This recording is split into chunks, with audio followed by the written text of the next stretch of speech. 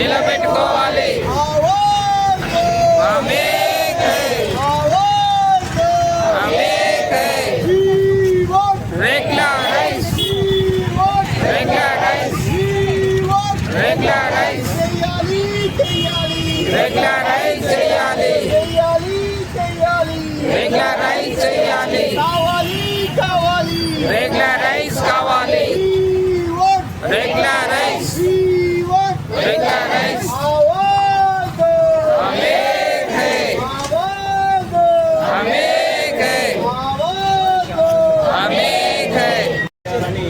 గత 13 రోజులుగా తెలంగాణ రాష్ట్రంలోని అన్ని జిల్లాల్లో రిలే నిరాహార దీక్ష మరియు నిరసన కార్యక్రమాలు చేపట్టడం జరుగుతుంది.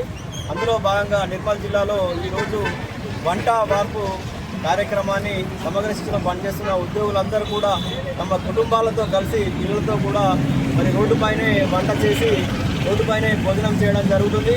మరి ముఖ్యమంత్రి గారు మాకు హామీ ఇచ్చి మాకు ఆశ చూపి మా యొక్క ఉద్యోగులందరినీ కూడా మరి రోడ్డుపైకి వచ్చే విధంగా చేశారు.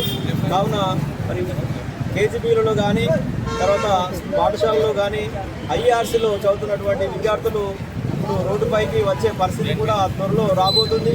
మరి ముఖ్యమంత్రి గారు వెంటనే స్పందించినట్లయితే మరి ఐఆర్సీలలో అలాగే కేజీబీలో పనిచేస్తున్నటువంటి విద్యార్థులు కూడా మరి రోడ్డుపైకి వచ్చే అవకాశం ఉన్నందున ఇప్పటికే వారు విద్యకు దూరమై మరి కష్టాలను ఎదుర్కోవడం జరుగుతుంది.